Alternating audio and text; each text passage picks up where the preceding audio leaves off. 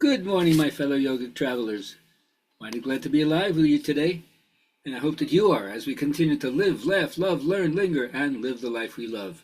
It's Tuesday, so it's a little song ditty. You know I'm a big Dylan fan, but I'll just do a couple of verses of this because it pertains to what we got to say today. You may be an ambassador to England or France. You might like to gamble, or you might like to dance. You may be the heavyweight champion of the world. You may be a socialite with a long string of pearls. You're gonna have to serve somebody. Yes, indeed, you'll have to serve somebody. Well, it may be the devil, or it may be the Lord. You'll have to serve somebody. You may be a state trooper, you might be a young Turk. You may be the head of some big TV network. You may be rich or poor, you may be blind or lame. You may live in a country underneath another name. You'll have to serve somebody.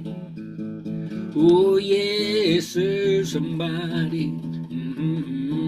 Well, it may be the devil and it may be the Lord. You'll have to serve somebody. Yeah. Who are you serving? Yeah. All right, so my journal writing friends, what gifts do you bring to the world? Don't deny them. Everybody has gifts. And it's important for you to recognize what it is that you came here already set up. You don't have to study it. You don't have to learn it. You don't have to. You already got those 400 markers, intelligences in your body. So what gifts do you bring to the world? So think about it for yourself. Elevate the conversation with your friends, or let me know, and I'll tell you what's going on in my life as well. All right. So why do we work with the body? It's the vehicle of the soul. It's how you incarnate. A dull body gets a dull mind. A distracted body gets a distraught mind. So, yoga challenges you. Have you ever tried to still your mind, your emotions, your nervous system?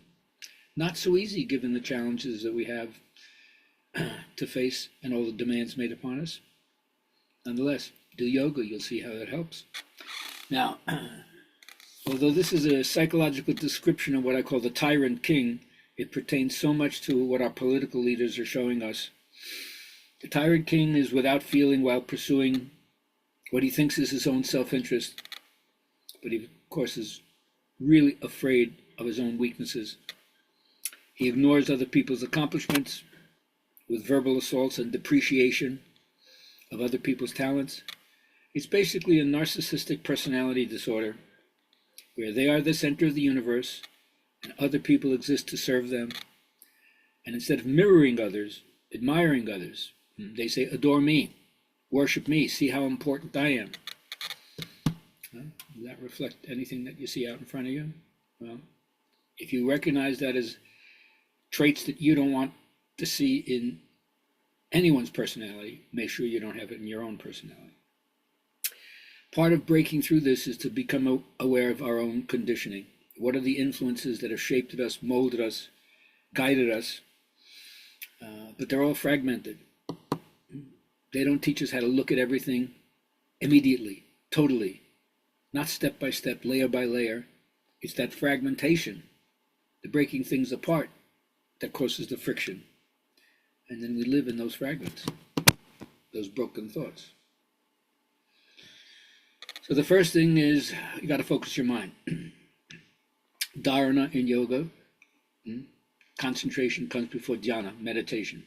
If your mind is scattered, wavering, flickering, it stays superficial. Sufficient concentration is necessary to penetrate, to go deeper, right? The straw is light, it stays on top. The jewel is heavy, it sinks to the bottom. And the last thing is the disconfirmation of the idea of one's ego, one's socially constructed self, which all of our Western psychology is based on the reality of your ego. And a lot of the Eastern teachings say, hey, the moment you identify with the concept of self, you're stuck. And you're striving to be someone who's trying to be something else. It continues to solidify this idea But the actual experience of it is it's socially constructed. There's no one really there. So you don't have to destroy it. You don't have to eliminate it. You just have to recognize the fallacy of trying to make it something it really isn't. All right, now, remember, for your own hypnotic inductions when you're working by yourself, be clear about what is the outcome that you want.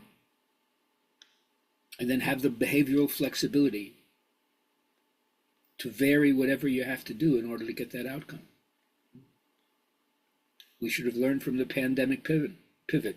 At any moment, you have to change your course and go with it and create something that serves you. And as for our friends who are out there who are doing things that we disagree with, or we're harsh in our judgment about them, remember, you can't punish anybody back into their connection with Spirit. You can only soothe them and love them. And if they get it, they can. If not, they have deeper karma than that. You can just be a field in which, they can go through their changes. Like you said, you may not be drowning them, but you're not trying to keep their head on the water either. Help them. But if they're not reaching for help, there's not much you can do. Continue to pray for them. So, as we leave here today, remember, Spirit has made us one, not because of any handiwork on our own, not because we earned it or we deserve it, because we're made that way.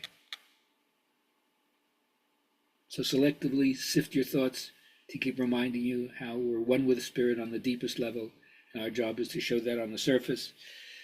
And of course, the tendency is always from that ego place to rely on your own will, rely on your own peace. But I say, put confidence in Spirit, rest in Spirit, neglect other things, but not your daily visit with Spirit, because trouble always follows you whenever you give power away to anything other than Spirit. Have a great day. Still got 2 places open for Mexico, February 21st to 28th. Let me know if you're interested. Go to my website, GabrielHalpern.com, and you'll find it.